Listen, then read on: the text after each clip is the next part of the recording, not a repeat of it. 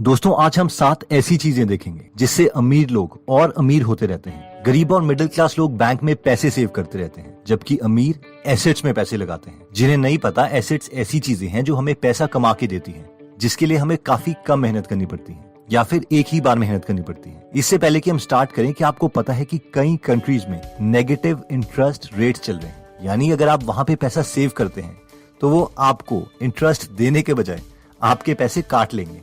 For example, Switzerland में -0.75% interest rate है, Denmark में 0.6%, जापान में -0.1% एंड सो ऑन। ये कंट्रीज ऐसा इसलिए कर रही हैं ताकि नॉर्मल पब्लिक सेल्फ डिपेंडेंट बने और सेविंग करने के बजाय ऐसे आइडियाज ढूंढे जिससे उनकी कंट्री ग्रो हो। एनीवेज, आज का टॉपिक कुछ और है और हम बात करेंगे उन 7 एसेट्स की जिनमें अमीर लोग पैसे इन्वेस्ट करते हैं। तो सबसे पहले आता है रियल एस्टेट। अब हम में से कई लोग सोच रहे होंगे कि रियल एस्टेट यानी प्रॉपर्टी को हमने सबसे पहले क्यों रखा, क्योंकि फोर्ब्स के आर्टिकल के अकॉर्डिंग सबसे ज्यादा अमीर लोग यानी मिलियनेयर्स रियल एस्टेट में ही बनते हैं। रियल एस्टेट में अमीर लोग ब्रॉडली 2 तरीके से पैसे इन्वेस्ट करते हैं, जिसमें पहला आता है फ्लिप, यानी मार्केट प्राइस से कम प्राइस में प्रॉपर्टी खरीदो और थोड़े सालों के बाद लैंड इंप्रूव करके उसे महंगे में बेच दो। इंडियन कॉन्टेक्स्ट में अगर मैं आपको एग्जांपल दूं, तो किसी प्रॉपर्टी में अगर कूड़ा भरा हुआ है, सामने सीवरेज की पाइप है, जिसकी वजह से उस प्रॉपर्टी को कोई नहीं खरीद रहा, लेकिन उसके बाद एक इंटेलिजेंट प्रॉपर्टी डीलर आता है, वो बहुत सस्ते दाम में उस प्रॉपर्टी को खरीद लेता है। थोड़े और पैसे इन्वेस्ट करके वो कूड़ा हटवा देता है, लैंड में बाउंड्रीज बनवा देता है और सामने वाली सीवरेज पाइप को हटा देता है और कुछ सालों में उसी प्रॉपर्टी को 3 या 4 गुना प्राइस में बेच देता है। लेकिन ये उतना इंप्रेसिव नहीं है, क्योंकि ये वन टाइम पेमेंट है, यानी उस प्रॉपर्टी से आपने सिर्फ एक ही बार फायदा उठाया। इसलिए real property dealers, actual investors ऐसा नहीं करते। असली प्रॉपर्टी इन्वेस्टर्स वो हैं जो प्रॉपर्टी को होल्ड करके रखते हैं, यानी उससे कभी बेचते नहीं हैं, बल्कि उसको अपना एसेट बना के हर बार उनसे पैसा निकालते रहते हैं। प्रॉपर्टी को होल्ड करने से हमें 4 फायदे होते हैं, जिसमें पहला आता है ओपीएम, यानी अदर्स पीपल मनी, जिसका मतलब है कि दूसरों के पैसों से वेल्थ क्रिएट करना। रियल एस्टेट ही एक ऐसी चीज है जिसमें बैंक लोन बाकी एसेट क्लासेस के कंपैरेटिवली काफी जल्दी मिल जाता है। कोई भी बैंक हमें कंपनी के शेयर्स खरीदने के लिए पैसे नहीं देगा, तो आपको रियल एस्टेट में लोन मिल जाएगा। दूसरा फायदा आता है एप्रिसिएशन, यानी अगर आप प्रॉपर्टी बेचते नहीं हैं और उसे होल्ड करके रखते हैं, तो लंबे समय में प्रॉपर्टी के प्राइस इंक्रीज होंगे ही होंगे, जिसका मतलब है कि आपकी नेट वर्थ, आपकी वेल्थ इंक्रीज हो जाएगी। तीसरा फायदा आता है टैक्स बेनिफिट। अब होता यह है कि जब भी हम रेंटल प्रॉपर्टी लेते हैं, तो गवर्नमेंट मानती है कि उस बिल्डिंग की कोई लाइफ है, फॉर एग्जाम्पल 60 ईयर्स। इसको हम एक एग्जाम्पल से समझते हैं। मान लीजिए कि एक अमीर आदमी ने प्रॉपर्टी ली 80 लाख रुपए की, जिसमें एक बिल्डिंग भी थी। इस 80 लाख में से लैंड की कीमत थी 20 लाख और बाकी उस बिल्डिंग की कीमत थी 60 लाख रुपए। तो सरकार मानती है कि उस बिल्डिंग की लाइफ 60 साल है, यानी उस आदमी को हर साल 60 लाख डिवाइडेड बाय 60 साल 1 लाख रुपए पर ईयर की टैक्स डिडक्शन मिलेगी। इस अमीर आदमी के पास जितनी ज्यादा बिल्डिंग्स होंगी, इसे उतनी ही ज्यादा टैक्स डिडक्शन मिलती रहेगी। एक सेल्फ एम्प्लॉयड या जॉब वाला इंसान टैक्स देता रहेगा और ये इंसान टैक्स से बचता रहेगा। रियल एस्टेट में इन्वेस्ट करने का चौथा फायदा आता है कैश फ्लो, यानी इस आदमी को हर साल रेंटल इनकम मिलेगी और वो रेंटल इनकम हर साल बढ़ती रहेगी। यानी अमीर लोग पहले प्रॉपर्टी में लोन लेते हैं अपने खुद के बहुत कम पैसे इन्वेस्ट करके। दूसरा, जितनी उस लोन की किस्त है उससे ज्यादा वो रेंट लेते हैं, ताकि उन्हें खुद अपनी जेब से किस्त के पैसे ना देने पड़े। तीसरा, जितने भी एक्स्ट्रा पैसे उन्हें मिलते हैं उस पर भी वो टैक्स ब्रेक ले लेते हैं। और फाइनली, प्रॉपर्टी के प्राइस जो बढ़ते रहते हैं उससे उनकी टोटल नेट वर्थ बढ़ती रहती है। आई मीन, इसे बोलते हैं win win win win situation, और चारों विन इस केस में इन्हीं के हैं। नेक्स्ट एसेट आता है by shares of a company. अब जिसे इन्वेस्टिंग के बारे में नॉलेज है, उसके लिए ये सबसे अच्छा प्लेटफॉर्म है पैसे कमाने का। लेकिन कम नॉलेज वालों के लिए शेयर्स खरीदना रिस्की भी है। तो अब सवाल आता है कि हम किसके शेयर्स खरीदें। पीटर लिंच, जो कि एक बहुत ही सक्सेसफुल इन्वेस्टर हैं, वो कहते हैं कि हर एक कॉमन इंसान के पास हर साल कम से कम 2 से 3 अपॉर्चुनिटीज आती हैं जिसके शेयर वो खरीद सकते हैं। लेकिन इसके लिए उसे वही चीज देखनी पड़ेगी जो उसके आसपास हो रही है। फॉर एग्जाम्पल, एक नॉर्मल फोटोग्राफर को पता है कि कौन सी कंपनी के कैमरा ज्यादा बिक रहे हैं। एक डॉक्टर को पता है कि कौन सी नई मेडिसिन पेशेंट्स के लिए नेसेसिटी बन चुकी है। या कौन सी नई मेडिसिन मार्केट में आई है जो किसी और कंपनी ने नहीं बनाई। वैसे ही एक कॉमन हाउसवाइफ को पता है कि कौन सी एक नई केचप है जो मार्केट में आई है और उन्हें और उनके फ्रेंड्स को पसंद आ रही है। वैसे ही एक मॉडल को पता है कि कौन सा नया ब्रांड मार्केट में ट्रेंड कर रहा है। पीटर लिंच बोलते हैं कि जब हमें ऐसे सिग्नल्स मिलते हैं तो हमें देखना चाहिए कि क्या उन प्रोडक्ट्स को बनाने वाली कंपनी पब्लिकली लिस्टेड है या नहीं, यानी उसके शेयर्स बिक रहे हैं कि नहीं। अब इसका मतलब ये नहीं है कि बस जाओ और इनके शेयर्स खरीद लो, बल्कि इसका मतलब ये है कि हमने इन कंपनीज को शॉर्ट लिस्ट कर दिया है और अब हमें जाके इनकी फाइनेंशियल स्टेटमेंट्स पढ़नी है, इनके बारे में और जानना है कि ये कितना पैसा अर्न करती है, क्या इन्होंने उधार लिया है या नहीं। और ऐसे हम बहुत अपॉर्चुनिटीज ढूंढ सकते हैं। पीटर लिंच बोलते हैं कि अनफॉर्चुनेटली पब्लिक इसके ऑपोजिट करती है। फॉर एग्जाम्पल, एक डॉक्टर मेडिसिन के बजाय ऑयल कंपनी में इन्वेस्ट कर रहा होता है। एक ऑयल कंपनी में काम कर रहा इंसान फार्मा में इन्वेस्ट कर रहा होता है। बस सबको लगता है कि मैजिक दूसरी तरफ हो रहा है और जिस इंडस्ट्री को हम समझ सकते हैं उसके बारे में हम ध्यान ही नहीं देते। तभी बोलते हैं कि स्टॉक मार्केट एक ऐसा टूल है जो इम्पेशेंट से पैसा लेके पेशेंस वाले इंसान को दे देता है। नेक्स्ट एसेट आता है लाइसेंसिंग। वैसे ये अपर मिडिल क्लास में उतना कॉमन नहीं है, लेकिन लाइसेंसिंग एक ऐसा एसेट है जिसकी वजह से कई लोगों को बार बार रिकरिंग पैसा मिलता है, यानी पैसिव इनकम। लाइसेंसिंग का एक एग्जांपल तो बिल गेट्स खुद हैं, जो अभी तक माइक्रोसॉफ्ट की हर एक कॉपी पर पैसे लेते हैं, यानी जिस भी कंप्यूटर में उनका सॉफ्टवेयर डलेगा तो उन्हें उस पर कमीशन मिलेगी। अगर हम थोड़े कॉमन लोगों की बात करें तो स्टीफन की एक ऐसे इंसान है जिन्होंने बहुत कॉमन आइडियाज बना के कंपनीज को बेचे और सालों तक कमीशन लेते रहे। फॉर एग्जाम्पल, उन्होंने एक सिंपल माइकल जॉर्डन का वॉल बॉल बनाया था। उसका डिजाइन एक कंपनी को बेचा और 10 साल तक उन्हें हर साल करीबन $1 लाख मिलते रहे, यानी 70 लाख रुपए। और इस डिजाइन पे उन्होंने सिर्फ $20 से $30 खर्च करे थे। Right here, there you see it. James, make sure you play the commercial here. Go ahead, play it.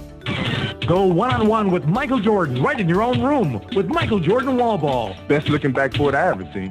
Michael Jordan Wall Ball from Ohio Art Sports.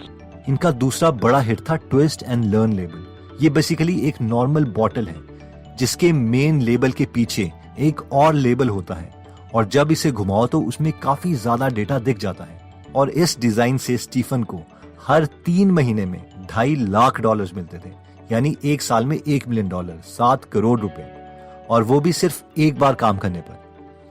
Just imagine, company किसी और की, कस्टमर किसी और का और कॉन्सेप्ट आपका।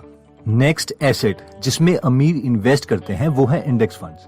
अगर हम इंडिया के इंडेक्स फंड्स की बात करें तो वो है निफ्टी 50। निफ्टी 50 का मतलब है इंडिया की टॉप 50 कंपनीज, यानी अपनी वेल्थ को मैक्सिमाइज करने के लिए अमीर लोग अपना कुछ पैसा इंडिया की टॉप 50 कंपनीज में लगा देते हैं लंबे समय के लिए, ताकि उन्हें 15% तक का रिटर्न मिल सके। जब जब मार्केट गिरती है, निफ्टी 50 में अमीर लोग और पैसे डाल देते हैं और मिडिल क्लास लोग पैसे निकाल लेते हैं और ये सारे पैसे रीडिस्ट्रीब्यूट हो जाते हैं, यानी मिडिल क्लास और लोअर मिडिल क्लास का पैसा अमीर लोगों के पास आ जाता है और ये अमीर और अमीर होते रहते हैं। निफ्टी 50 पर मैंने एक कंप्लीट डिटेल्ड 2 आवर्स का फ्री कोर्स बनाया है जो हमारे दूसरे चैनल गीगल बिजनेस में है, जिसमें मैंने ये भी बताया है कि मैंने कब, किसमें और क्यों पैसे लगाए थे। तो अगर आप ये कोर्स देखना चाहते हो तो इसका लिंक मैं डिस्क्रिप्शन में दे दूंगा। नेक्स्ट आता है डिजिटल एसेट्स। हमारी पहली पीढ़ियों के पास ये अपॉर्चुनिटीज नहीं थी, लेकिन आजकल के इंटेलिजेंट यंगस्टर्स इसे समझते हैं और इसीलिए वो digital courses, digital products create कर रहे हैं जिससे वो एक बार क्रिएट करके बार बार सेल कर सकते हैं। डिजिटल प्रोडक्ट्स में cost of free production almost 0 है और स्केलेबिलिटी का कोई इशू नहीं है। और इसीलिए जैक मा ने एक इंटरव्यू में कहा भी था कि वॉलमार्ट को ज्यादा प्रोडक्ट बेचने के लिए ज्यादा स्टोर्स बनाने पड़ेंगे, जिसके लिए उन्हें काफी टाइम लग जाएगा, लेकिन मुझे सिर्फ 2 सर्वर सेट करने पड़ेंगे क्योंकि मेरे बिजनेस में स्केलेबिलिटी का कोई इशू नहीं है। I think in 10 years we'll be bigger than Walmart on the sales, because if you want to have 10,000 new customers, you have to build a new warehouse and this that. For me, 2 servers. Next आता है bonds. जिन लोगों को नहीं पता, जब हम company को loan देते हैं तो कंपनीज हमें एक सर्टिफिकेट इशू करती है कि वो किसी पर्टिकुलर डेट में हमें इतने % इंटरेस्ट के साथ हमारा पैसा वापस कर देगी, और इस सर्टिफिकेट को हम बॉन्ड्स बोलते हैं। जनरली बॉन्ड्स शेयर से काफी सिक्योर होते हैं और इसमें बैंक से ज्यादा रेट ऑफ इंटरेस्ट मिल जाता है। गवर्नमेंट भी बॉन्ड्स इशू करते हैं जो ज्यादातर लोग प्रेफर करते हैं क्योंकि ये ज्यादा सिक्योर है। इन टॉपिक्स के बारे में मैं गीगल बिजनेस में एक अलग से कंप्लीट वीडियो बनाऊंगा। नेक्स्ट आता है बिजनेसेस।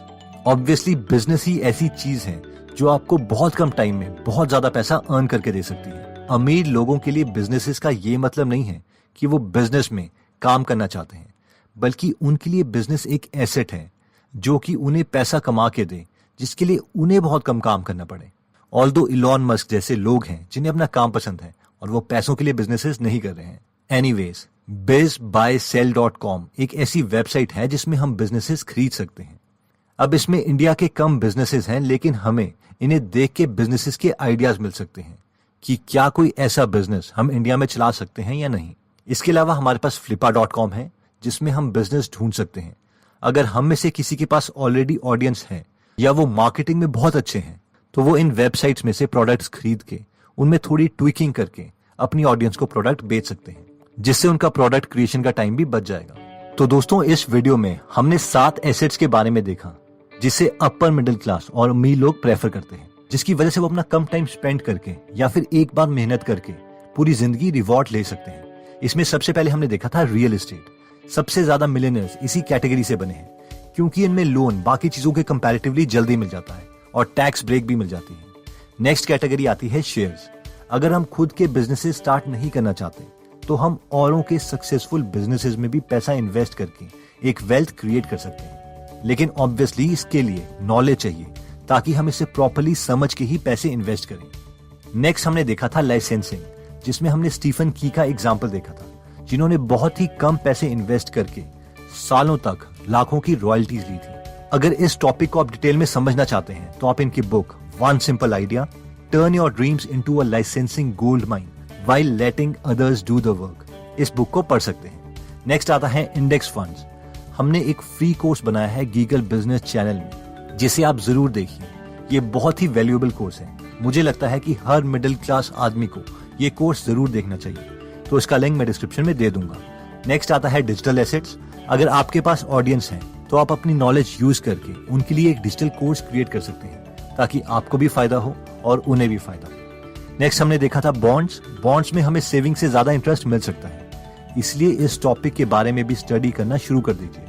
नेक्स्ट आता है बिजनेसेस, जिसमें हमने कहा था कि ये एक ऐसा सोर्स है कि अगर कोई बिजनेस अच्छे तरीके से चल पड़ता है तो ये इतनी वेल्थ क्रिएट करके दे सकता है जो कि एक जॉब वाला इंसान कभी भी अचीव नहीं कर सकता। दोस्तों, अगर आप बिजनेस के आइडिया सीखना चाहते हैं, वो भी बेस्ट बिजनेस बुक से, जैसे कि rich dad poor dad, lean startup, $100 startup, think and grow rich, intelligent investors etcetera, तो आप हमारी गीगल ऐप डाउनलोड कर सकते हैं, जहां पर आप फ्री में हिंदी में 100 से ज्यादा समरीज सुन सकते हैं। और अगर आपको फ्री समरीज की क्वालिटी अच्छी लगती है तो आप प्रीमियम मेंबरशिप भी ले सकते हैं। इस ऐप में हम कम से कम हर महीने 12 से 15 समरीज ऐड करते रहते हैं।